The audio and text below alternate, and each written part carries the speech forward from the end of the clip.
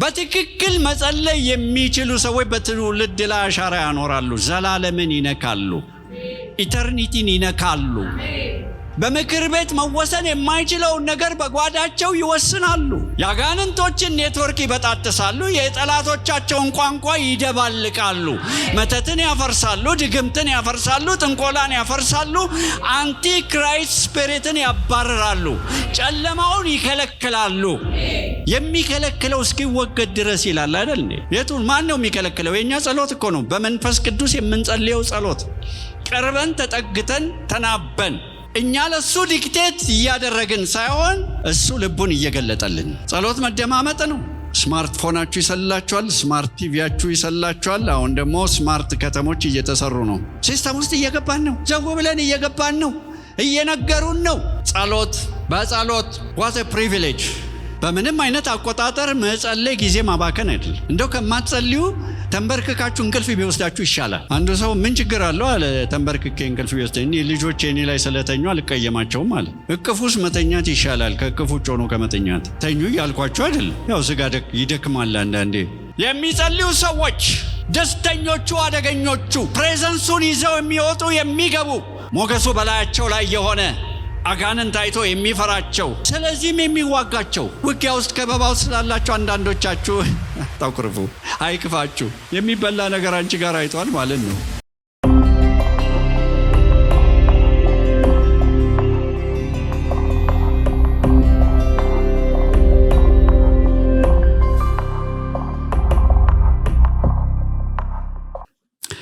ፊልጵስዩስ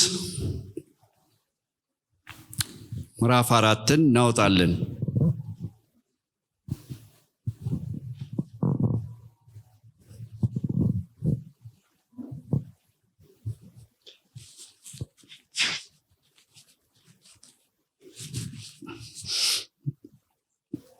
አፍንጫ ካስቸገረችኝ እንግዲህ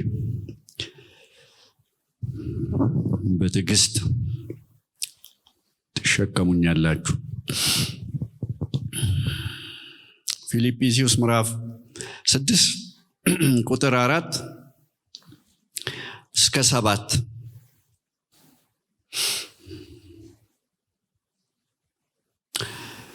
ሁል ጊዜ እያንዳንዱ ቃል ትርጉም ስላለው ሁል ጊዜ ውስጣችሁ ይግባ። አንዳንድ ጊዜ ሳይሆን ሁል ጊዜ በጌታ ደስ ይበላችሁ። ደግሜ እላለሁ ደስ ይበላችሁ። ገርነታችሁ ለሰው ሁሉ ይታወቅ። ጌታ ቅርብ ነው። በነገር ሁሉ በጸሎትና በምልጃ ከምስጋና ጋር በእግዚአብሔር ዘንድ ልመናችሁን አስታውቁ እንጂ በአንዳች አትጨነቁ። አንዳች የሚለውን መቼም ቃሉ አይገባኝም፣ አላውቀውም የሚል ያለ አይመስለኝም። እንግዲህ የእግዚአብሔር ቃል መስታወታችን እንደሆነ ያዕቆብ ነግሮናል። ራሳችንን በዚህ ቃል መሰረት ማየት ነው። በአንዳች አትጨነቁ። የዛን ጊዜ ምን ይሆናል?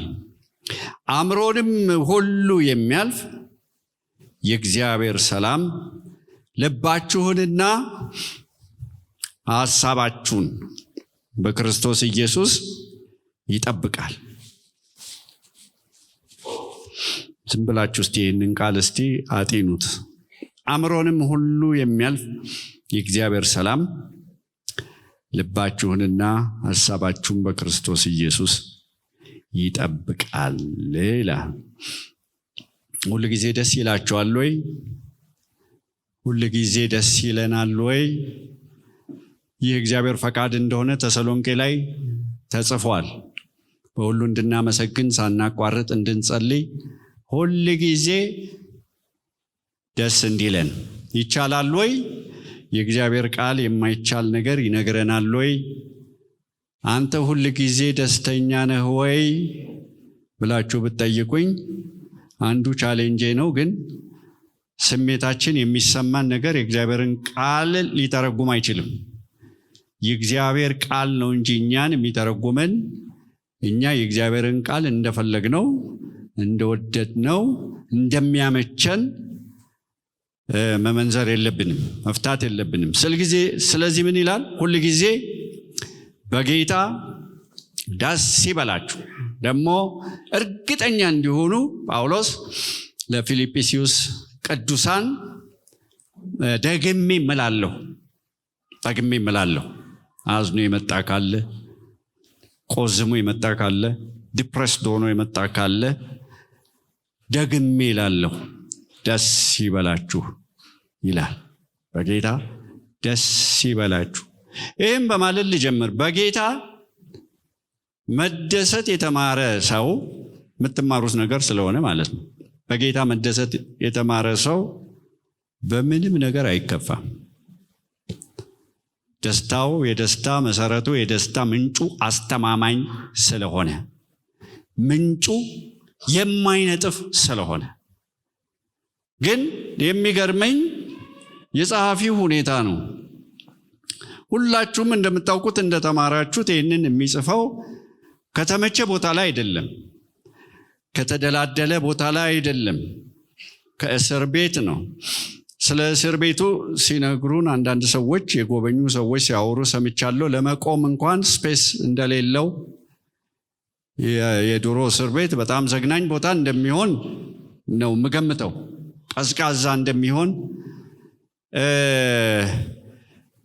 የማያዝናና ዘናፈታ የምትሉበት ቦታ እንደማይሆን ይህንን ነው የምገምተው። ከዛ ቦታ ሆኖ ታስሮ መብቱ ተገፎ መብቱ ተነጥቆ በውጭ ላሉ ሰዎች፣ ላልታሰሩ ሰዎች በጌታ ደስ ይበላችሁ ብሎ ይጽፋል። ደግሜ ላለው ደስ ይበላችሁ ይላል። የሚገርም ነው። ሁላችንም እንደምናውቀው እስር ቤት የሚመች ቦታ አይደለም።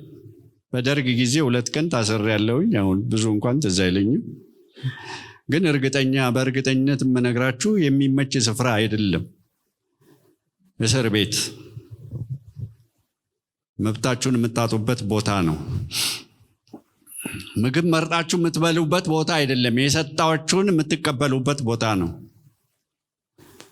በረደኝ ደርቡልኝ የሚባልበት ቦታ አይደለም እስር ቤት። ሻወር ልውሰድ የሚባልበት ቦታ አይደለም። ሌሎች ባንተ ላይ ይሰለጥናሉ። ተሰምቶኛል ብለን እዚህ ቦታ ደርሰን መጣን፣ ገሌን ጎብኝተን መጣን የምንልበት ቦታ አይደለም። መብታችን የሚገደብበት ቦታ ነው። ከዛ ቦታ ላይ ሆኖ ግን ደስ ይበላችሁ ይላል። በጌታ ደስ ይበላችሁ ይላል። በእስር ቤት ትዋን አለ። ይህ ትውልድ ትዋን አያውቅ እንደሆነ አላውቅም። ድሮ ያጎቴ ልጅ ታንከኛ ይለው ነበር። ቁንጫ አለ። ቁንጫን ደግሞ አየር ወለድ ይለው ነበር። ኮንፈረንስ ብላችሁ መጣችሁ የምታሸበሽቡበት ቦታ ሳይሆን ቁንጫ በእናንተ ላይ ኮንፈረንስ የሚያደርግበት ቦታ ነው እስር ቤት። የሚያዝናና ቦታ አይደለም። እኔ ጳውሎስ የሚሉት ሰውዬ እንደኔ እንደሆናችሁ አላውቅም፣ በጣም ይገርመኛል። ብዙ ነገር ደርሶበት ግን ስቲል በጌታ ይደሰታል።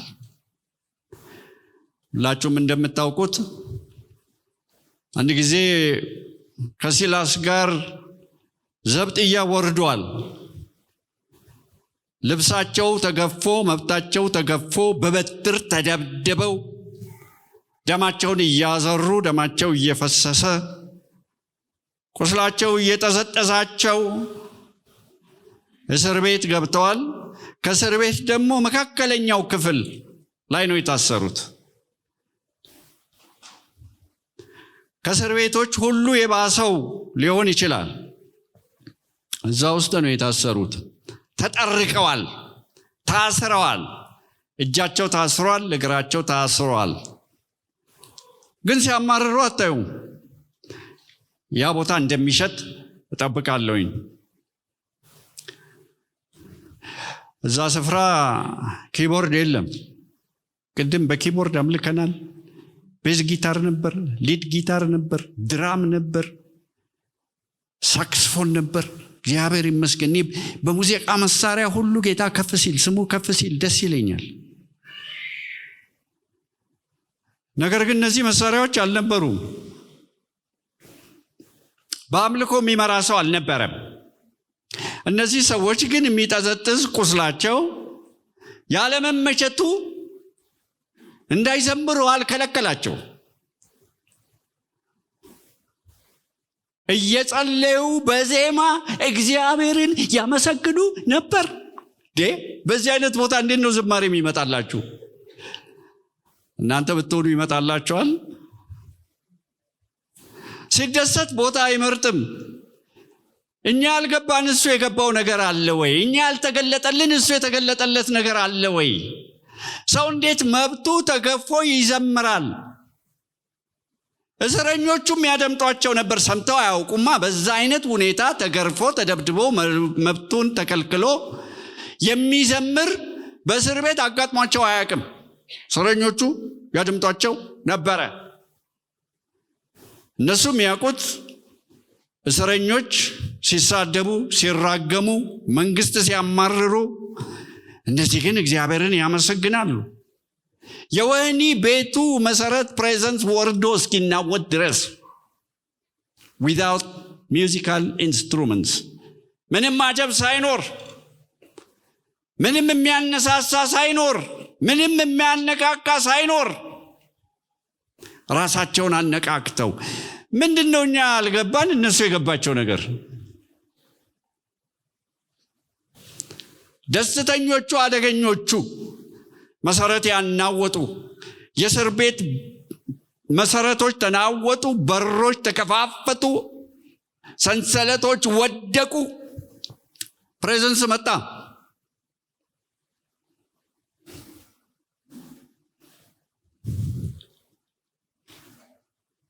ይገርመኛል።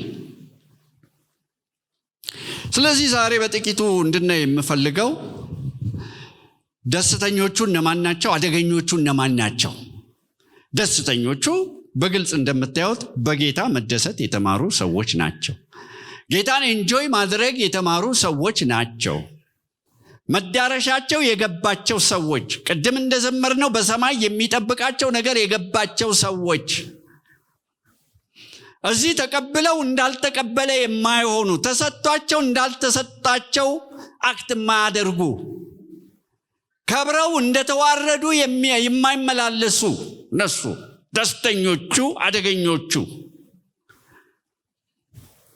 ሰማያዊ ፕሪንሲፕል የገባቸው፣ ከመንፈስ ቅዱስ ጋር የሚናበቡ፣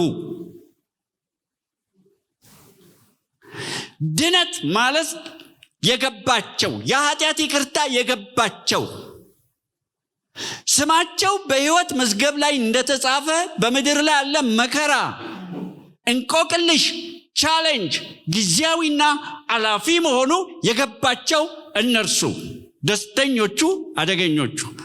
እግዚአብሔርን ኤንጆይ ማድረግ የሚችሉ፣ በእግዚአብሔር በረድኤታችን በእግዚአብሔር ደስ ይበላችሁ የሚለው ቃል የገባቸው፣ ቤተ ክርስቲያን ሲመጡ ብቻ የማይዘምሩ፣ ቤታቸው የሚዘምሩ ሲመሽም ሲነጋም፣ በከፍታም በዝቅታም፣ በማግኘትም በማጣትም፣ በሐዘንም በደስታም ጊዜ ቆመው የሚያመሰግኑ፣ እግዚአብሔር ጻድቅ ነው የሚሉ፣ እግዚአብሔር አይሳሳትም የሚሉ፣ በተሰማቸው ሳይሆን በተጻፈው የሚሄዱ እነሱ ደስተኞቹ አደገኞቹ።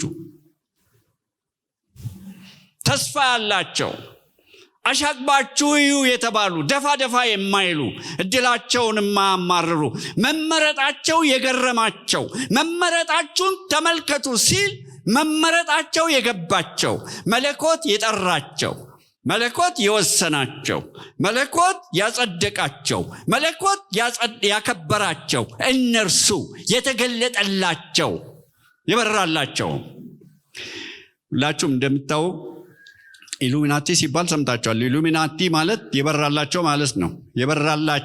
የበራላቸው ግን የእግዚአብሔር ቃል ብርሃን የፈነጠቀላቸው የፈነጠቀባቸው ጨለማቸው የተገፈፈ ኢሉሚኔትድ የሆኑ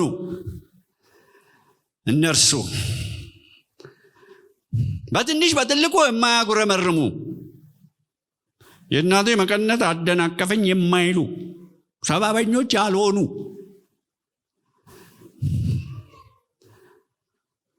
ሰው ደስታቸውን ሊቀማቸው የማይችል ጂኒ ቢከባቸው ቢዋጋቸው ሊያስመርራቸው ቢሞክር ትኩረታቸውን አጋንንቶች ላይ ያላደረጉ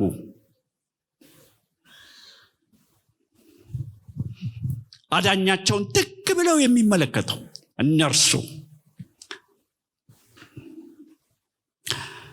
በቃሉ መስታወት ራሳችንን ስናይ እንዴት ደስተኞች ነን፣ ተከፍተናል፣ ልባችን ወርዷል። በትንሽ ቻሌንጅ ጣቢያ እንቀላቀላለን። አንዳንዶቻችን እናስፈራራለን። ጌታን ጫፍ ላይ ነን፣ ልወጣ ነው። ወዴት ልትሄድ ነው? ጴጥሮስ እኮ ተጠይቀዋል። በነገራችን ላይ ኢየሱስ ክርስቶስ እኮ በግርግር ብዙ ችግር የለበትም። ከሰማይ ወረድኩ እንጀራ እኔ ነኝ፣ ስጋዬን የማይበላ ደሜን የማይጠጣ በቃ የዘላለም ሕይወት የለውም ሲል ይህ አስጨናቂ ንግግር ነው ብሎ ማልቲቲዩድ ጀማው ተቀልብሶ ሄደ። 12 ቀሩ። አልደነገጠም። እዚህ ቸርች 12 ብቻ ቢቀር እንዴት ነው ቴዲ? አልደነገጠም። እናንተስ መሄድ ትፈልጋላችሁ? አባቱ ትምክህቱ ነው፣ መመኪያው አባቱ ነው። መሄድ ትፈልጋላችሁ? አንተ የሕይወት ቃል አለ። ወዴት እንሄዳለን? ወደ ማን እንሄዳለን? እሱ የሕይወት ቃል እንደሆነ ሕይወት የሚመነጨው ከእርሱ እንደሆነ የገባቸው እነሱ ደስተኞቹ፣ አደገኞቹ የሰይጣንን ቻሌንጅ የማይፈሩ በሰይጣን ዛቻ ላይ የሚሳለቁ ከዚህ ካነደድኩት እቶነ እሳት ማን ነው የሚያስጥላችሁ ቢባል እግዚአብሔር ሊያስጥለን ይችላል። ባያድነንም ግን እነዚህ ላይ እንዴት ነው ግራውንድ የምታገኙት? ባያድነንም፣ ባይፈውሰኝም፣ ባይሰጠኝም የሚል ሰው እኮ ሰይጣን እንዴት አድርጎ ነው ግራውንድ የሚያገኘው? እሱ ላይ እንዴት? እነሱ ደስተኞቹ፣ በጌታ የሚደሰቱት፣ በጌታ ደስ ይበላቸው። በጌታ ረክታችኋል ወይ? ሁል ጊዜ ጥያቄ አለ ወይ በጌታ ላይ? ከዛ ሌላ አንድ የደስታ ፕሪንሲፕል ይነግራችኋል። ገርነታችሁ ለሰው ሁሉ ይታወቅ። ገሮች መሆናችሁ፣ ጀንትል መሆናችሁ ይታወቅ። ተንኮለኞች አትሁኑ፣ መርዘኞች አትሁኑ፣ መራሮች አትሁኑ፣ ቋጣሪዎች አትሁኑ።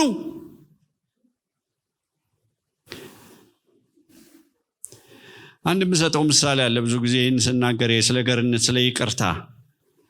ይቅርታ በነገራችን ላይ ራስሽን ነው የሚጠቅም፣ ራስን ነው የሚጠቅም።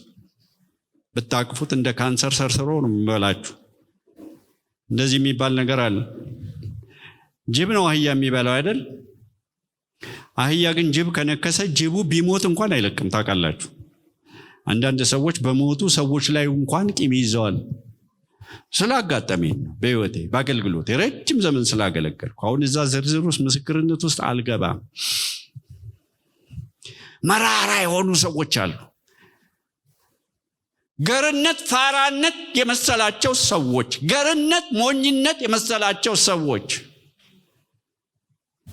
ሰዎችን ነክሰው የያዙ የሚብሰለሰሉ። እናንተ ይቅር ባትሉ እኔ ይቅር አልልም ያለው ቃል ክብደቱ የማይታወቃቸው።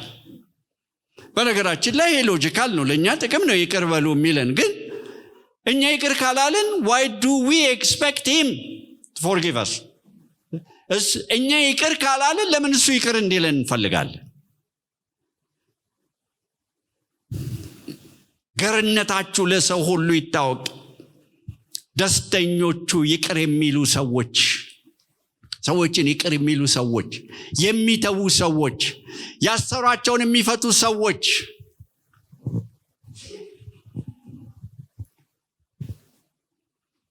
ገርነታችሁ ለሰው ሁሉ ይታወቅ። አንድ የደስታ ፕሪንሲፕል ስለሆነ ሰይጣን በእነዚህ ሰዎች ላይ መርገጫ ስለማያገኝ አጋንንቶች መራራነት ላይ እንደሚረግጡ ታውቃላችሁ። አንዳንዶቻችሁ መራራነታችሁን በእግዚአብሔር ጸጋ ብታቆሙ ፈውስ ወደ ሰውነታችሁ ወደ ሕይወታችሁ እንደሚመጣ ታውቃላችሁ።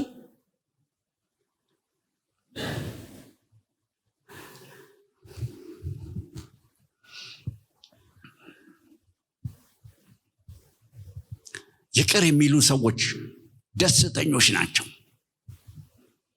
ጠላት በሕይወታቸው ላይ ምንም አይነት ግራውንድ አያገኝም፣ መርገጫ ያሳጡታል። አጋንንቶች በመራራ ሕይወት ላይ ፍሎሪሽ ያደርጋሉ። ፍሎሪሽ በአማርኛም እንደሆነ አለ ከናወናሉ፣ ይበራከታሉ። መራራነት እንደ ማግኔት ይስባቸዋል። ይቅርታ ግን ፕሬዘንስ ያመጣል። ታውቃላችሁ እነዚህ መሪዎች ተቋርፎ ቢቀመጡ ብዙ ቦታ ስለገጠመኝ ነው። ፕሬዘንስ እንደማይመጣ ከግድግዳ ጋር እንደመቧቀስ እንደሚሆን ታውቃላችሁ። ግድግዳ እንደመደብደብ። ፕሬዘንስ የሌለበት ቦታ እንደዚህ ነው እኔ የሚመስለኝ። አንዳንድ ጊዜ እግዚአብሔርን እንጠይቃለሁ፣ ፕሬዘንስ የሌለበት ቦታ እባክህ አትውሰደኝ። ጠብታ የሌለበት ቦታ አንዳንዴ ስለሚያጋጥመኝ የጉልበት ስራ ይሆናል ስብከት። ኤንጆይ የማታረጉት ሰዎች ስለተናቆሩ ማለት ነው። ለዚህ ደስተኞች እንድትሆኑ ምን ሁኑ አለ?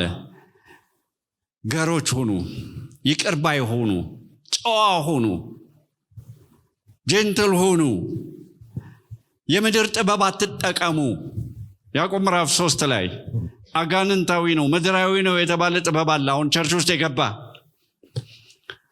ሸፍጥን እንደ መንፈሳዊነት የሚያሳይ ተንኮልን፣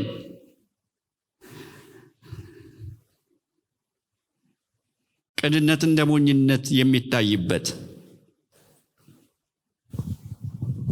የላይኛው ጥበብ ግን ገር ነች፣ ታራቂ ነች፣ ከመለኮት የምትወርደው ማለት ነው። የተበደልኩትን አንተ መች ታውቅና? አላቅም፣ እግዚአብሔር ግን ያውቃል። በቀል እኔ ነው፣ ብድራትን እኔ መልሳለሁ ብሎ ተናግሯል እግዚአብሔር። የእግዚአብሔር በቀል አታቃሉ፣ ቀላል እንዳይመስላችሁ። አሁን እዚህ ውስጥ ምስክርነት ውስጥ አልገባም ጊዜ ስለማይበቃን፣ ብዙ ነገር የማውቀው ነገር ስላለ። እግዚአብሔር ሲበቀል የሚያስፈራ ነገር ነው። እናንተ ለመበቀል ብትጨረጨሩ ጥቂት ነው ውጤታችሁ። ራሳችሁን ከመጉዳት ያለፈ ብዙ ነገር አታረጉ። ለጌታ መተው። በፍትህ የሚፈርድ በቅንነት የሚፈርዳል። የማዳግም ቅጣት የሚቀጣ አለ። እናንተ ገርነታችሁ ለሰው ሁሉ ይታወቅ። ጀንትል መሆናችሁ፣ ይቅር ባይ መሆናችሁ።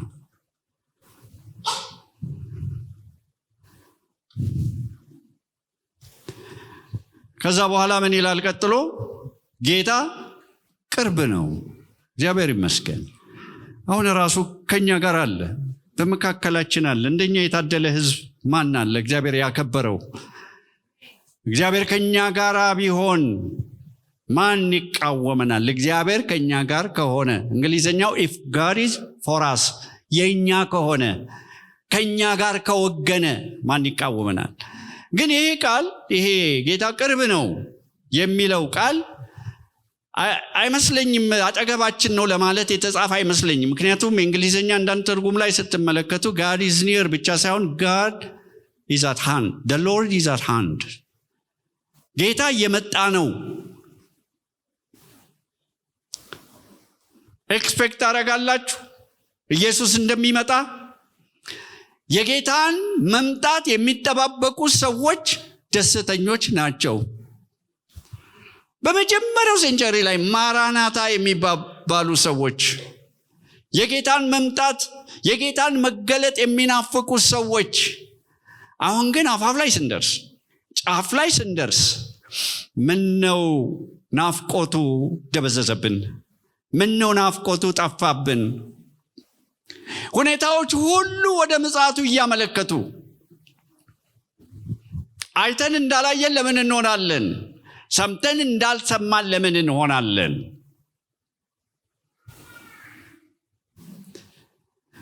ምልክቶች ሁሉ ወደዛ እያሳዩ ነው።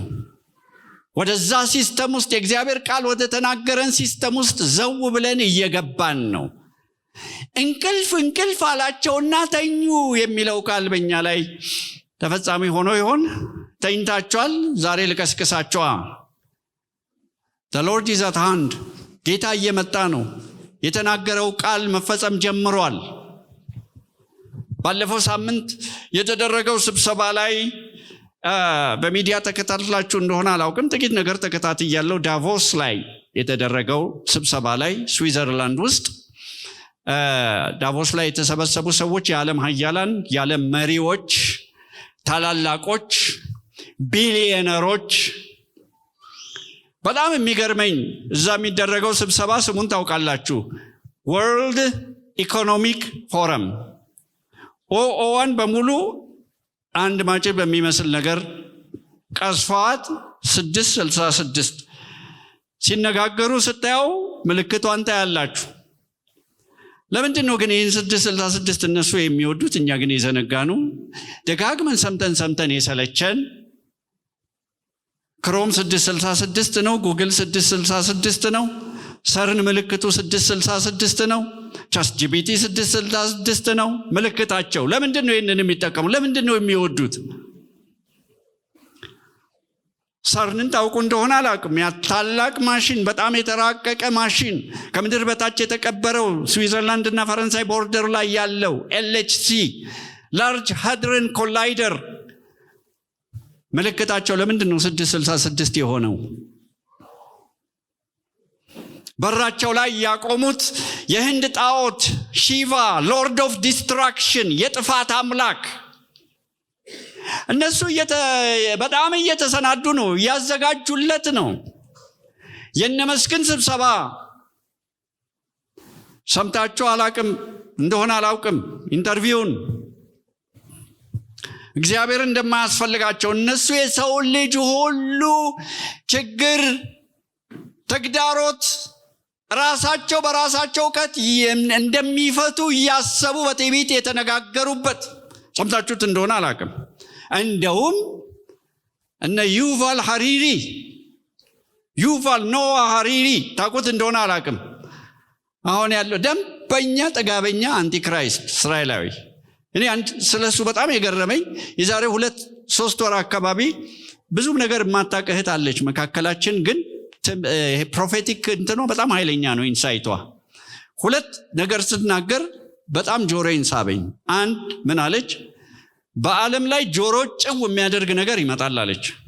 2ኛ ከእስራኤል የሚነሳ እስራኤላዊ በጣም ክፉ፣ በጣም ጨካኝ ሰው ይነሳል አለች። እኔ ወዲያው ይሄ ሰው ነው ይመጣል እርግጠኛ ነኝ። እሷ ምንም ሚዲያ እንደማታይ ነገር ግን በእግዚአብሔር መንፈስ ለምንድን ነው እግዚአብሔር ወርዶ እንደዚህ ትንሽ ጉባኤ ላይ እንደዚህ ትልቅ ነገር የሚናገረው አልኩ። ይሄ ሰው ኢንተርቪውን አይታችሁት እንደሆነ አላውቅም። ምን አለ? በቃል ላይ የተመሰረቱ ስለሆኑ ሃይማኖቶች AI መጥቶ ያጠፋቸዋል ከቅርብ ጊዜ በኋላ። ለምን? ወርድ ቤዝድ ስለሆኑ አለ። በነገራችን ላይ ይህንን መጽሐፍ ይዤ የመጣሁት ይህንን ነገር ለማረጋገጥ ለማስጠንቀቅ ነው። በየሄድኩበት ቦታ ሁሉ አስጠነቅቃለሁ። ይህንን ላይኔ እንዲመቸኝ ይይዛለሁ እንጂ መቼ ኮራፕት እንደሚያደርጉት አታውቁም። ይኸው በአደባባይ ነገሩን። ቃሉን ስለምንለውጠው AI ስለሚለውጠው ሃይማኖቶቹን ማጥፋት ቀላል ነው። ይገርማል። ስለ AI ከተነሳ ይሄ ሰው አምላክ ምን ያስፈልገናል AI አለልን የሚል ሰው ነው። ስለ AI ብዙ አስባችሁ ታውቁ እንደሆነ አላውቅም፣ ግን ኤግዛክትሊ እዛ ሲስተም ላይ በAI አማካኝነት እየገባን ነው። AI ከሌላው ፈጠራ ከሌላው ኢኖቬሽን እንዴት ነው የሚለየው ብላችሁ ጥያቄ መጠየቅ አለባችሁ። ሌሎች ፈጠራዎች በሙሉ ራሳቸውን አፕዴት ማድረግ አይችሉም። AI ግን ይችላል። ኤአይ ራሱን አፕዴት ሲያደርግ አርቲፊሻል ጀነራል ኢንቴሊጀንስ AGI ይሆናል። ከሰው እኩል የሚያስብ ማለት ነው። ያ ደግሞ በአጭር ጊዜ ውስጥ ራሱን አፕዴት አድርጎ ASI እንደሚሆን ይነግሩናል። አርቲፊሻል ሱፐር ኢንቴሊጀንስ ከሰው የማሰብ ክህሎትና ችሎታ በላይ የሚሰራ ማለት ነው። የዛን ጊዜ ምናልባት የሰውን ልጅ ከምድር ያጠፋ ይሆናል እያሉ ራሳቸው የፈጠሩ ሰዎች የፈለሰፉ ሰዎች ይናገራሉ። ሂንተን ጂኦፍሬ ሂንተን የኤአይ ነፍስ አባት ከሚባሉት አንደኛው አሁን በጣም እያስጠነቀቀ ነው ለሚሰማው ሁሉ። እኔ እሱ ሰውዬ የሚያሳዝነኝ ሀዘንተኛ ሰው ነው። አሁን ምን ያህል ጥፋት በምድር ላይ እየመጣ እንዳለ ስለሚያውቅ እያስጠነቀቁ ነው እነዚህ ሰዎች። በጣም የሚገርመኝ ኤአይ ብቻ ሆኖ አይቀርም። ከአርቲፊሻል ሱፐር ኢንቴሊጀንስ በኋላ ሲንጉላሪቲ የሚባል ነገር አለ። ሰውና ማሽን የሚቀላቀልበት የማይለይበት፣ ኮንሽስነሳችሁን ምናልባት ማሽን ላይ ዳውንሎድ የምታደርጉበት። እነመስክ ሞት መሸነፍ የሚችል ጠላት ነው። ኢየሱስ አሸንፈው ሳይሆን እኛ ልናሸንፈው እንችላለን። የአዳምና የሔዋን ፈተና አይደል እንዲህማ ፈተና። በጣም የሚገርመኝ ከሲንጉላሪቲ በኋላ የሚመጣው ኤአይ ግን ኦሜጋ ይባላል። ደግነቱ አልፋ አይደለም። ጌታ ይመስገን። አልፋና ኦሜጋ እርሱ ብቻ ነው። እነዚህ ሰዎች እርግጠኛ ነኝ መዝሙር 2ን አላነበቡም። ማሰሪያቸውን እንበጥስ ቀንበራቸውን እንስበር ሲሉ በሰማይ ተቀምጦ ይስቅባቸዋል ይላል። የመሲሁን ቀንበር እንስበር ሲሉ፣ አገዛዙን እንስበር ሲሉ፣ ቅድም የዘመርንለት ንጉሠ ነገሥቱ አልፋና ኦሜጋው የጌቶች ጌታ ክብር ለስሙ ይሁን። በሰማይም በምድርም አይረታም፣ አይሸነፍም። ስለዚህ መለኮት እንሆናለን እያሉ ነው። ስብሰባውን መከታተል ከቻላችሁ ዩቲዩብ ላይ ስላለ መከታተል ትችላላችሁ። አምላክ ትሆናላችሁ። እንደሱ እንዳትሆኑ ፈርቶ ነው አይደል ያለው? እኛ እንሆናለን እያሉ ነው። ለምን ታዲያ ኦሜጋ ይሉታል? የኤአይን ኦሜጋ ከመጣ በኋላ የመለኮት ባህሪ ይኖረዋል እያሉ አሁን ሲስተም ውስጥ እየገባን ነው። ናሽናል አይዲ በግዴታ አውጥተናል። ናሽናል አይዲያችሁን ደግሞ ከባንክ አካውንታችሁ ጋር አቆራኙ ተብለናል። ሰሞኑን ሰምታችኋል። ዲጂታል ኢትዮጵያ 2030 የኢትዮጵያ አይዲያ መስሏቸዋል። የዓለም ነው። ከ4 ዓመት በኋላ ካሽ እናጠፋለን ብለዋል። አንድ ነገር ግን ልጠይቃችሁ። ይህን የእግዚአብሔርን ቃል ታደንቃላችሁ፣ ትወዳላችሁ፣ ትገረማላችሁ፣ ትደመማላችሁ። ዮሐንስ ራእይ 13 እንዴት አድርጎ አወቀ በመጨረሻው ዘመን ዓለም ዲጂታላይዝድ እንደሚሆን? አእምሮ ያለው ቁጥሩን ይቁጠረው።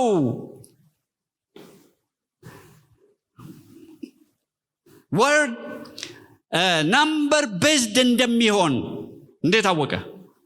ሊገዛ ወይ ሊሸጥ እንዳይችል አደረገ። ስማርትፎናችሁ ይሰላችኋል፣ ስማርት ቲቪያችሁ ይሰላችኋል። አሁን ደግሞ ስማርት ከተሞች እየተሰሩ ነው። ሲስተም ውስጥ እየገባን ነው። ዘው ብለን እየገባን ነው። እየነገሩን ነው። በነገራችን ላይ የዛሬ 2 ወር አካባቢ ነው ወር ከምናምን አካባቢ በፓሪስ ውስጥ ፈረንሳይ ፓሪስ ትልቅ ሰልፍ ነበረ። በትልቅ ምስል ሰርተው ሊሊት ነው የሚሏት አውጣታው ነበረ አደባባይ ላይ። መንግስትን በዛ ላይ እንትን አድርጓል፣ የገንዘብ አስተዋጽኦ አድርጓል። የሚገርም ነው። ያው ሰይጣን ማለት ነው፣ ሉሲፈርን ማለት ነው። እንኳን ሉሲፈር አይደለም፣ እሱ ሰይጣን ነው፣ ጠላት ነው፣ የወደቀው እባብ ነው። ምክንያቱም ሉሲፈር የሚያበራ ማለት ስለሆነ የብርሃን መልአክ መስሎ መገለጥ ይችል ይሆናል እንጂ አያበራም። አሁን እሱ ጨልሟል፣ ሌሎችንም ያጨልማል፣ ያሳስታል፣ ህዝቡን ያሳስታል፣ ዓለሙን ያሳስታል። እና ልክ ያንን ሰልፉን ስትመለከቱት ያው ሁሉ ህዝብ ወጥቶ የተደመመበት ያ ሰልፍ በሁለተኛ ይሁን በሶስተኛ መደዳ ላይ ተርታ ላይ 666 የሚል ጽሑፍ ይመጣል። ምንድነው ፕሮብሌማቸው? እነዚህ ሰዎች እየነገሩን ነው። የአደባባይ ሚስጥር እየሆነ ነው። እነሱ የሚያደርጉትን ያውቃሉ፣ ፕላናቸውን ያውቃሉ። አንደኛ የዓለም ጦርነት እነሱ ፕላን አድርገውታል። ሁለተኛ የዓለም ጦርነት እነሱ ፕላን አድርገውታል። አሁን ሶስተኛ የዓለም ጦርነት እንዲነሳ ያደርጋሉ። ከዛ በኋላ መንግስታችንን እንመሰርታለን ብለዋል። ሻቅባችሁ እያያችሁ ነው። ደስተኞቹ አደገኞቹ የጌታን መምጣት የሚጠባበቁ ምድር ላይ አልተሰፉ፣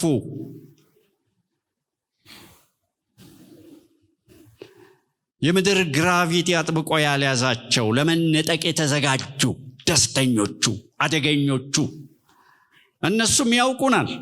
ቦርን አጌን ክርስቲያንስ ከሁሉ በላይ ቻሌንጃቸው እንደሆነ ያውቃሉ። ለዚህ ነው መጽሐፋችን ሊያበላሹ የሚሞክሩት፣ ኮራፕት ሊያደርጉ የሚሞክሩት። ነገር ግን አንድ ነገር የገባቸው አይመስለኝም። ሕጌን በልቡናቸው ላይ ጽፋለሁ ያለውን ጌታ የገባቸው አይመስለኝም።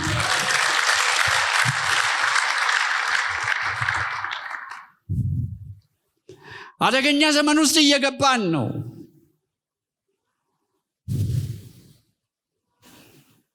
ኔትወርክ ዲ የሆነ ነው ዓለም። ስታርሊንክ፣ ኒውራሊንክ ብሬንን ከኢንተርፌስ ጋር ማገናኘት ነው አይደል? ከኮምፒውተር ጋር። ስታርሊንክ ደግሞ ዓለምን የነመስክ እንትን ነው። አሁን ደግሞ አዲስ ደግሞ ሊመጣ ነው። የአማዞን ያማን ነበር ቤዞስ ነው የሚሉት ያንን ቻሌንጅ የሚያደርግ ወደ 10,000 ሳተላይት ነው ያለው አየር ላይ። ኢራን ላይ ኢንተርኔት ብላክአውት ሲደረግ ኒውራሊንክ ለቆላቸዋል አይደል? የትኛውን መንግስት እንዳይከለክል ሰው ሁሉ ኦንላይን መሆን እንዲችል አይናችን እያየ ጆሮአችን እየሰማ እየገባን ነው። እኛ ግን ተስፋ እንዳለን ስለምናውቅ። በነገራችን ላይ ዮሐንስ ራእይ ምዕራፍ 13 ብቻ አይደለም፣ ዳንኤል ምዕራፍ 12 ላይ በመጨረሻው ዘመን እውቀት እንደሚበዛ፣ ትራንስፖርቴሽን እንደሚበዛ ከ2500 ዓመታት በፊት ለዳንኤል ማን ነገረው? አልበዛም እንዴ ትራንስፖርቴሽን? ድሮ ወራት ዓመታት የሚፈጁ መንገዶች አሁን ሰዓታት አይደሉም እንዴ? እውቀትስ በፊት ሊኒያር የነበረ ደረጃ በደረጃ የነበረ እውቀት አሁን ኤክስፖኔንሻል ፈንዳታዊ መሆኑ ከኛ የተሰወረ ነው እንዴ? ተዘጋጅታችኋል ወይ ነው? ማን ነው ደስተኛ? የጌታን ምጽአት መምጣት የሚጠብቅ ሰው፣ የተዘጋጀ ሰው፣ ያልተጠላለፈ ሰው።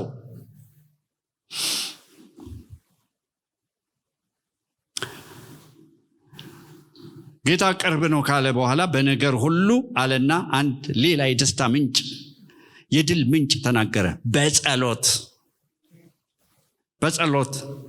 ጸሎት አሁን ብዙ ያቃለለ ሰው አለ፣ ምንም ፋይዳ አይፈጥርም ብሎ። ግን ጌታ ኢየሱስ ክርስቶስ እሱን ለማየት በፊቱ ለመቆም አንደኛው ክራይቴሪያ አድርጎታል ሉቃስ 21 ላይ። ነገር ግን በስካር፣ ስለ ኑሮ በመጨነቅ፣ ስለ ትዳር በማሰብ ቀኑ በድንገት እንዳይደርስባችሁ በሰው ልጅ ፊት ለመቆም እንድትችሉ ስትጸልዩ ሁል ጊዜ ትጉ፣ በጸሎት ትጉ። ጸሎት ሃይማኖታዊ ስርዓት አይደለም፣ ሕያው የሆነ ሪሌሽንሽፕ ኢንተራክሽን ነው ከመለኮት ጋር፣ ሰማይና ምድርን ከፈጠረ አምላክ ጋር። አዲስ ኪዳን ላይ ጸሎት የሚለውን ቃል አውጥታችሁ በግሪክ ብታዩት ፕሮስ ዩኬ ማለት ወደ እግዚአብሔር ተጠግቶ መለመን ማለት ነው። ፕሮስ መጠጋት ማለት ነው። ምን ያህል መጠጋት? the sky is the limit። የፈለጋችሁን ያህል መጠጋት ትችላላችሁ። ውጤታማ ጸሎት የእሱ አይነት ጸሎት ነው። አጋንንቶችን የሚያስደነግጥ ጸሎት የእሱ አይነት ጸሎት ነው። ይሄ ፕሮስ የሚለውን ቃል ስታየው በዮሐንስ ወንጌል ምዕራፍ 1 ላይ በመጀመሪያ ቃል ነበረ፣ ቃልም በእግዚአብሔር ዘንድ ነበረ፣ ቃልም እግዚአብሔር ነበረ ሲል ቃልም በእግዚአብሔር ዘንድ ነበረ የሚለውን ቃል ለእግዚአብሔር ፕሮስ ነበረ፣ ፌስ ቱ ፌስ ነበረ፣ ፊት ለፊት ነበረ። አያችሁ ኤልያስ ወጥቶ እኮ ነገስታትን የተገዳደረው እንደ ልቡ ሰማያትን የቆለፈው ሰማያትን የከፈተው በፊቱ የሚቆመው ሕያው እግዚአብሔርን ብሎ ስለሚል ነው። ያውቀዋል፣ አይቶታል።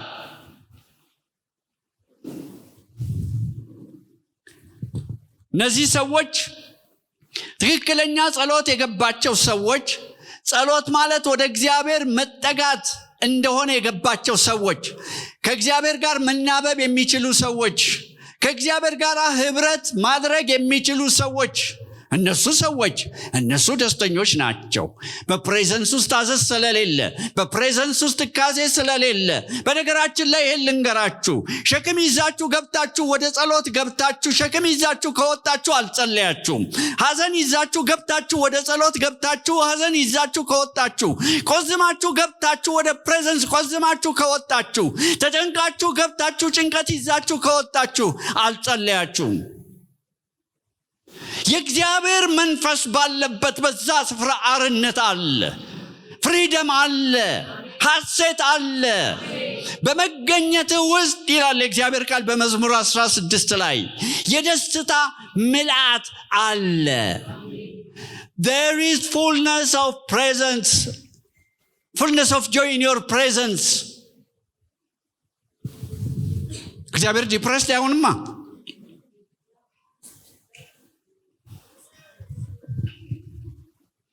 የሚጸልዩ ሰዎች ደስተኞች ናቸው። በእውነት የሚጠጉት ሰዎች፣ በእውነት ፊቱን የሚያዩ ሰዎች ደስተኞች ናቸው።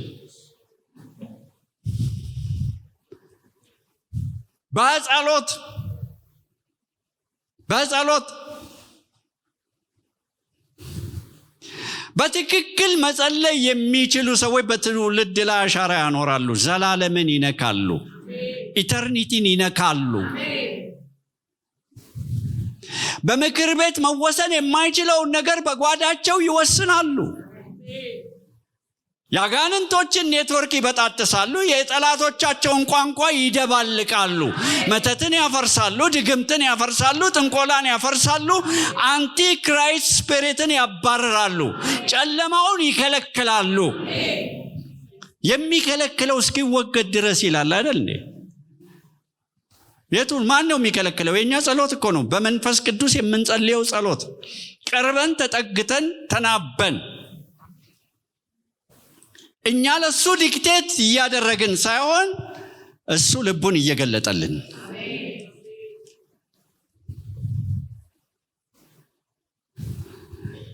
ጸሎት መደማመጥ ነው።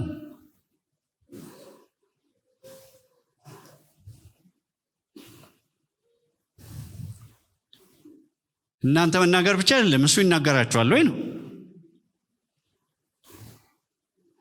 እሱ ሲናገራችሁ አንድ ነገር እንደሚሆን ታውቃላችሁ። ሰው በእንጀራ ብቻ እንደማይኖር ይገባችኋል። ከእግዚአብሔር አፍ በሚወጣ ቃል ሁሉ በሕይወት እንደሚኖር ይገባችኋል። ይህ እግዚአብሔር ተናገረ የሚባል ነገር አታውቃሉት እንዴ? አፍተር ኦል እግዚአብሔር እኮ ሰማይና ምድርን የፈጠረ ነው፣ ከዋክብትን የፈጠረ ነው፣ የመላእክት ንጉሥ ነው። አጋንንቶች ስሙን ሲሰሙ የሚንቀጠቀጡለት ነው። ይሁን ሲል የሚሆንለት፣ ይፈታ ሲል ፍጥረት ሁሉ አንድ ቀን በታላቅ ትኩሳት የሚቀልጥለት። በልሳን መናገር ምንም አይመስላቸው ሰዎች አሉ፣ ግን ቃሉ ሲናገር በጣም ከባድ። ባለፈው አንዷ እኔ በልሳን በመናገር አላምንም ምናምን አለች። ለምንድን ነው የማታምኘው አልኳት። እግዚአብሔር በሚያሳምን መንገድ ካላስረዳኝ ከአንደኛ ቆሮንቶስ ምዕራፍ 14 በላይ ምን ይናገርሽ? ከሰማይ ልጄ ይበልሽ ሆይ። ቃሉ የእሱ ድምፅ ነው፣ ሚስጥር ይናገራል። ዋው ራሱን ያንጻል። ይህን ካረገ በኋላ ደግሞ የሚጸልየውን ይተርጉም ማህበር ያንጻል። ማንም የተጠማ ቢኖር ወደ እኔ ይምጣና ይጠጣ፣ የሕይወት ውሃ ወንዞች ከሆዱ ይፈልቃሉ። ተባርኮ ለበረከት ይሆናል፣ ተፈውሶ ለፈውስ ይሆናል፣ ተፈቶ ሌሎችን ይፈታል። ሸክሙ ተከባሎ የሌሎችን ያንከባልላል።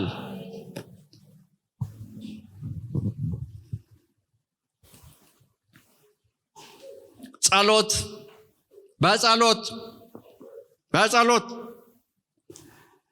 what a privilege።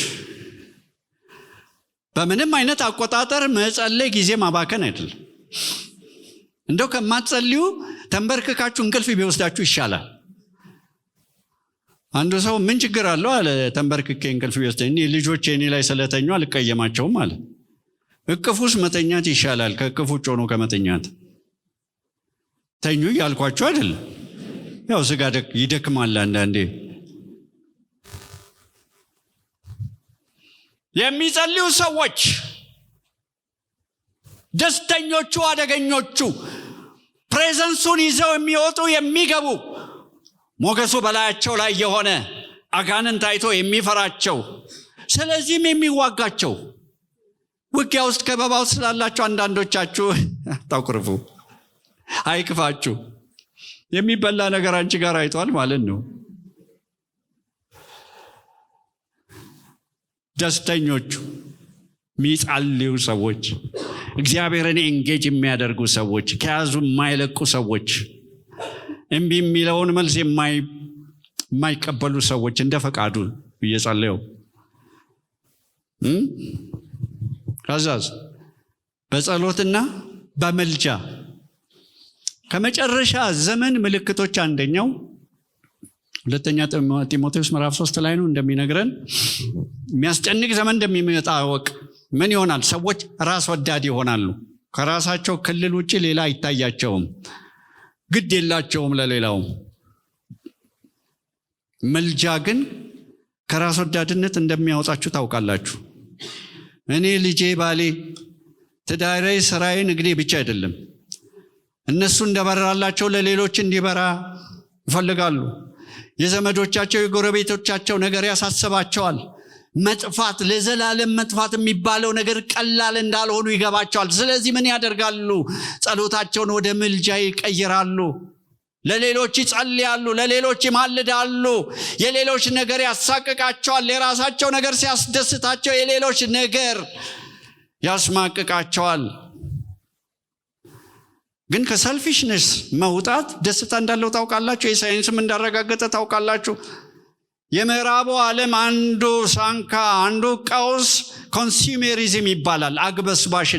አግበስባሽነት የደስታ ምንጭ አይደለም፣ እንደውም ደስታ ይቀማል። ይሄ ሳይንሱ ራሱ ገብቶታል። የሚያካፍሉ ሰዎች ናቸው ደስተኞች። ከሚቀበል የሚሰጥ ብፁዕ ነው። ይህን አስቀድመው የእግዚአብሔር ቃል ነግሮናል። ለሌሎች ትጸልያላችሁ ወይ? ይህ አዳራሽ ስለሞላ ሰው ሁሉ የዳነ ይመስለናል። በሚሊዮኖች ቀኝና ግራቸውን የማያውቁ ወደ እዛ ጥፋት እየኳተኑ እያዘገሙ ያሉ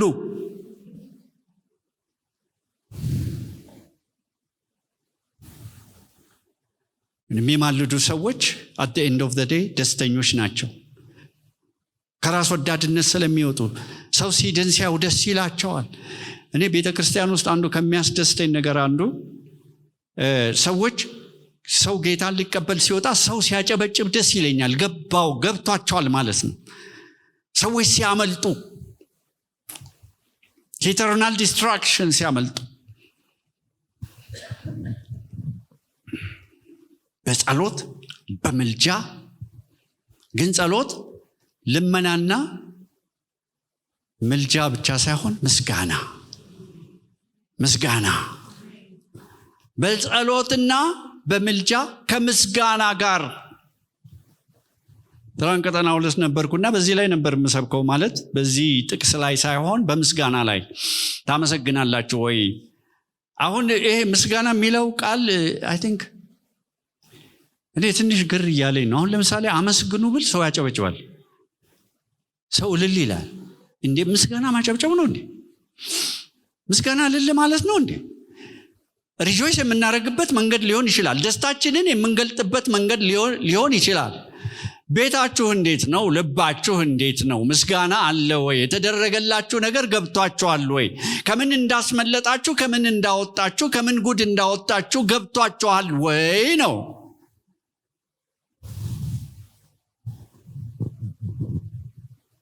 አዳምና ሔዋን በብዙ ምቾት ውስጥ ሆነው ነው የሳቱት። ብዙ ምቾት ውስጥ፣ ፐርፌክት የሆነ ዓለም ውስጥ። ፈታኙ ሲመጣ ግን ምንድን ነው ያላቸው? በሆኑ ከነዚህ ዛፎች ሁሉ እንዳትበሉ አዘዋቸዋልን? በኋላ እሷ መንገድ ከፈተች አይደል? አይ ከዚህ በበላችሁ ቀን ትሞታላችሁ፣ አትንኩት ተብለናል አለች። አትንኩት አላለም እግዚአብሔር። ጨመረች፣ ክፍተት አየ፣ ገባ። ግን ለምንድን ነው ይህንን የማነሳው? ፈታኙ ሲመጣ ሁል ጊዜ የጎደላችሁን ነገር ነው የሚያሳያችሁ። ትላንት የተናገርኩትን ልናገር። ጉድለት የሚቆጥሩ ሰዎች ጉድለት ይበዛባቸዋል። ባርኮት የሚቆጥሩ ሰዎች በረከት ይበዛላቸዋል። ዋታሪ ካውንት ባርኮትን ቁጠር ይላል። ትቆጥራላችሁ ወይ? አምላኬ ሆይ ያደረግከው ነገር ብዙ ነው። ባወራም ብናገርም ከቁጥር ሁሉ በዛ። እንዴት ከቁጥር ሁሉ በዛ? ቆጠራ። ስለነዛ ዛፎች ሁሉ አመስግኑ፣ ስለዛ ምቾት ሁሉ አመስግኑ አልተባሉ። በእግዚአብሔር አምሳል ነው የተፈጠሩት። ያላቸውን ነገር እንደሌላቸው አድርጎ አቀረበላቸው። ዛሬ ተሰጥቶን እንዳልተሰጠን የሚሆነው እንደዚህ ነው። ፈታኙ መጥቶ በሕይወታችን አኩራፊዎች እንድንሆን፣ ሐዘንተኞች እንድንሆን፣ ጨለምተኞች እንድንሆን፣ ተደርጎልን እንዳልተደረገልን የምናስብ ይሄ ነው። ትቆጥራላችሁ? ብዙ ጊዜ ቸርችም የምናገረው ነገር አለ። ድነት፣ መዳን የዕድሜ ልክ የምስጋና ርዕስ ነው። ሌላ ነገር ሳይጨመር ይህ ዝማሬ ጉዳይ ብቻ እናደርገው። ምክንያቱም አጭር ነው እዚህ ምድር ላይ የምንኖረው። የዕድሜ ልክ የምስጋና ርዕስ ነው። ግን እሱ ብቻ አይደለም እግዚአብሔር ያደረገልን። እያንዳንዳችን ወጥተን እንመስክር ቢባል ትላንት እየተናገርኩ ነበርና ሕይወትሽን ከጥፋት የሚያድናት ስንቶቻችን ከጥፋት እንደዳንን ጥቂት ነገር ስዘረዝር ወንጌላዊ በኋላ አገኘኝና ምን አለኝ? ትንሽ በዛ ሁኔታ ላይ ብትቀጥል ኖሮ ዘልዬ መድረክ ላይ ልወጣ ነበር፣ በቃ አንተ የምትሆነውን ልሆን ነበር አለኝ። ለምን አልኩት። የመጣሁበትን ስለማታቅ ነው አለኝ። ፈረቀሳ መንፈስ ጋር ካዳሚ ነበርኩ አለ። ቀጠና 2 መጥቼ ነው አጋንንት ይወጣልኝ አለ። አሁን ወንጌላዊ ነው፣ አሁን አገልጋይ ነው። መዳን ገባው።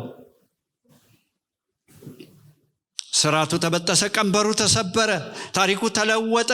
አይኖቹ ተከፈቱ፣ አይኖች ተከፈቱ፣ አይኖችሽ ተከፈቱ። ብርሃን ፈነጠቀ በሕይወታችሁ። በራልን፣ ኢየሱስ በራልን፣ ድነት ገባን። ሃሌሉያ። እዛ እስክንገባ አንጠብቅም ለምስጋና። በነገራችን ላይ አንድ ነገር ላስጠንቅቃችሁ። እግዚአብሔር አመስግኑኝ ስል የምስጋና ጥረት የለበትም። መላእክት ያመሰግኑታል፣ ቁጥራቸው የማይታወቅ ፍጹማን ጻድቃን ያመልኩታል፣ ያመሰግኑታል።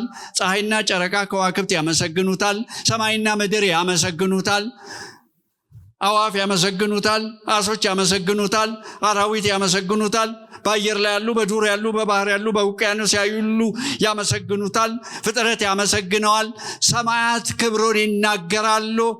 አንተ ባታመሰግን የሚጎልብህ አንተ እንጂ እሱ አይጎልበትም። ነገር ግን ለእኛው ጥቅም እናመሰግናለን። ሃሌሉያ። ከፍ እናደርገዋለን። ያዳነንን፣ የረዳንን፣ ታሪካችንን የለወጠ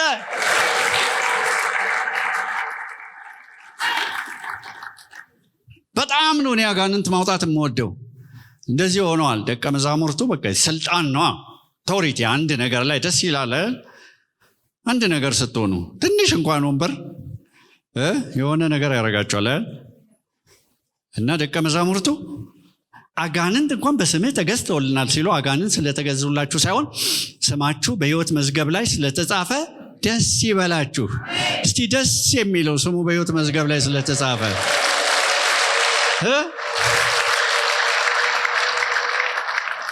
አታጉረምርሟ ታዲያ። ሌላ ቢቀር ስሜ በሕይወት መዝገብ ላይ ተጽፏል አመሰግናለሁ ማለት ተማሯ።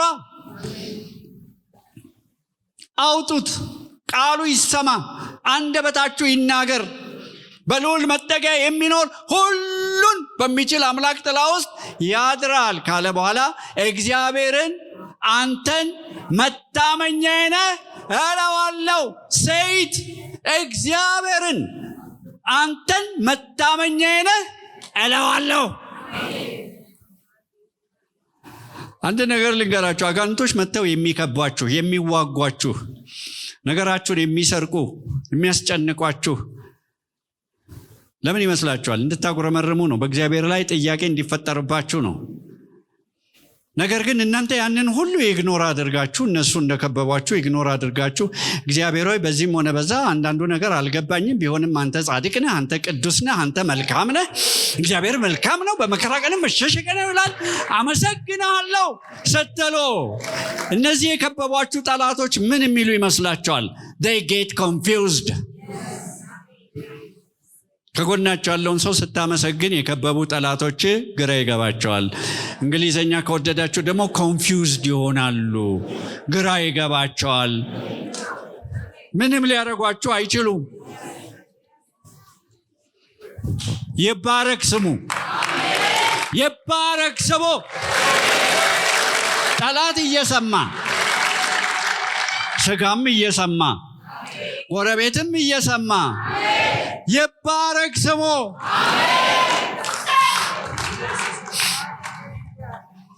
እንደው አንድ ሰው የመሰከረልኝ ነገር ለእኔም ለእናንተም ቢሆን ደስ ይለኛል። አንድ ጊዜ የሆነ ደሳሳ ቤት ውስጥ እኖር ነበራል።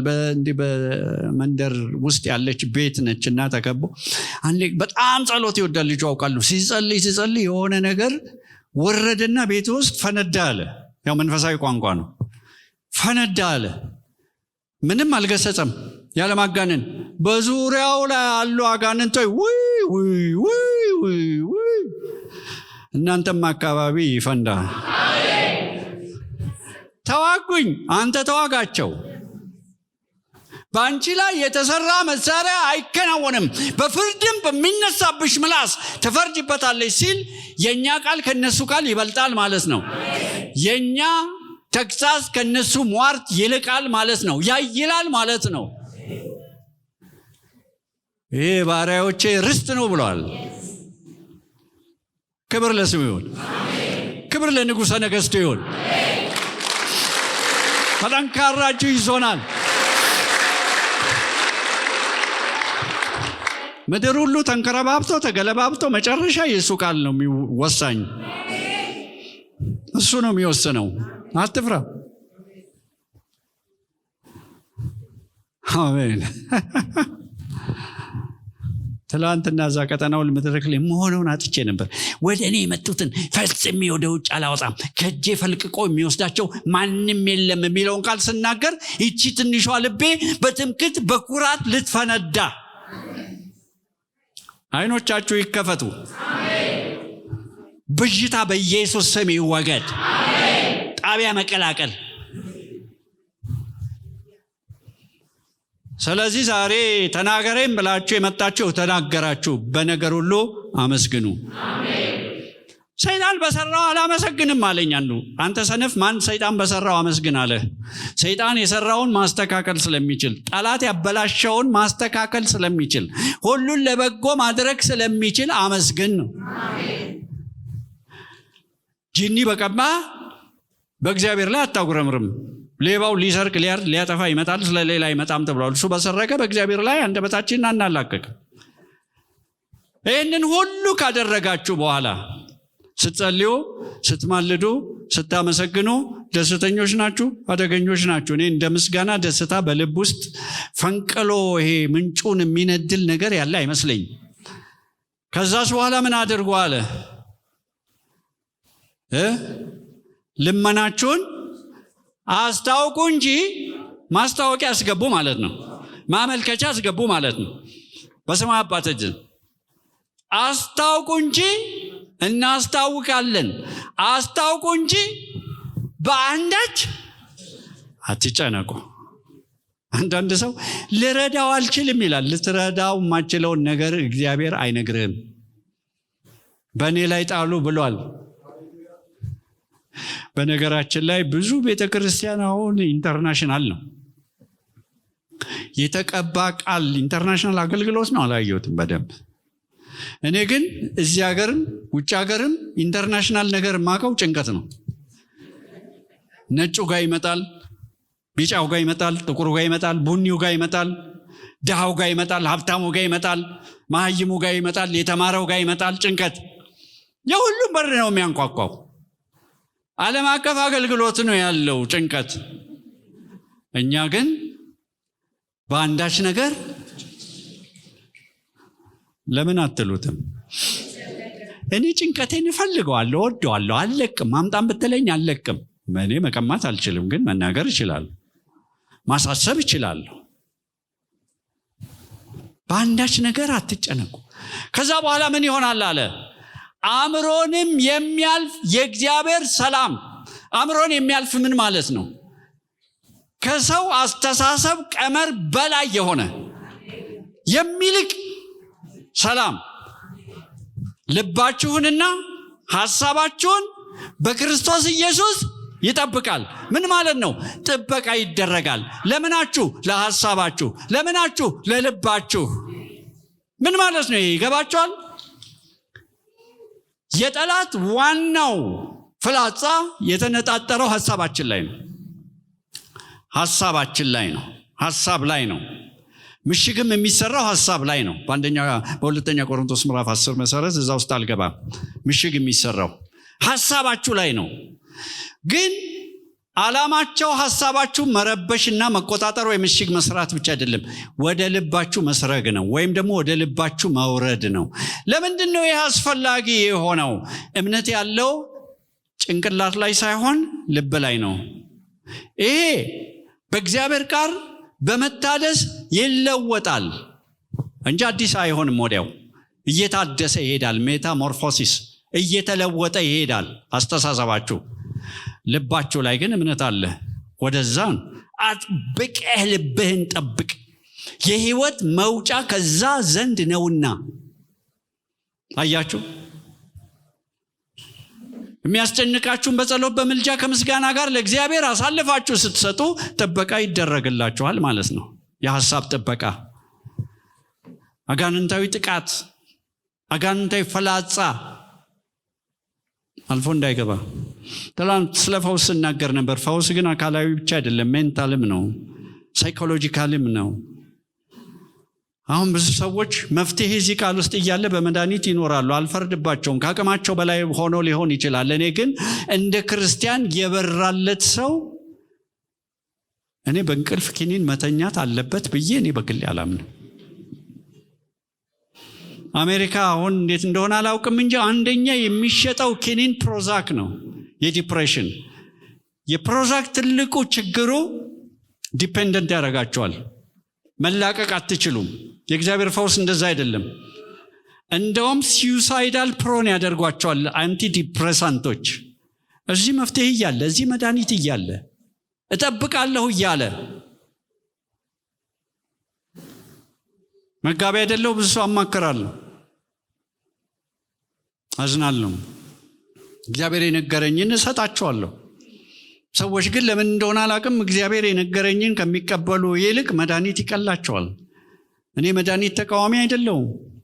ስለ ሜዲካል ሳይንስ እግዚአብሔር ይመስገን። ግን የተሻለ መድኃኒት አለ እዚህ ውስጥ የሚሰራ፣ ሲሰራ ያየ ነው፣ ሲፈውስ ያየ ነው አለ እዚህ ውስጥ።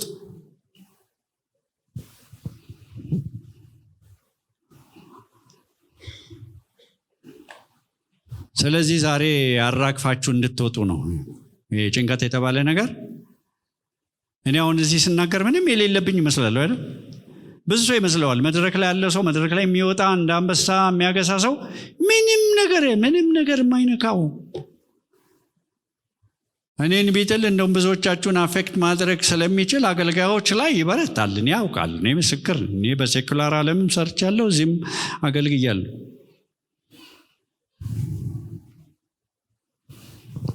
ግን የጠራን ማን እንደሆነ እናውቃለን። እንደማይጥለን እናውቃለን።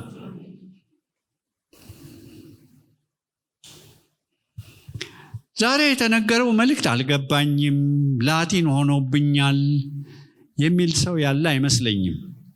እስቲ ከጎናችሁ ያለውን ሰው ገብተዋል ለመሆኑ የተባለው?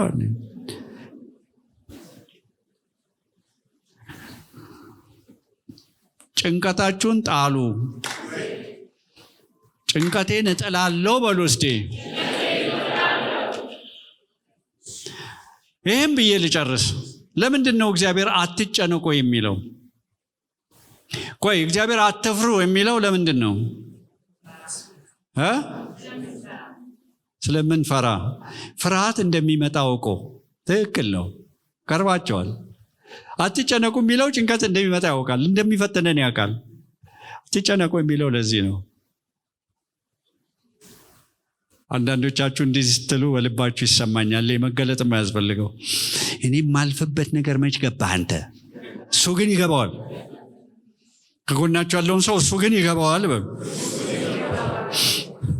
እኔ እንኳን እናንተን ሰምቼ ልደርም የራሴም አንዳንዴ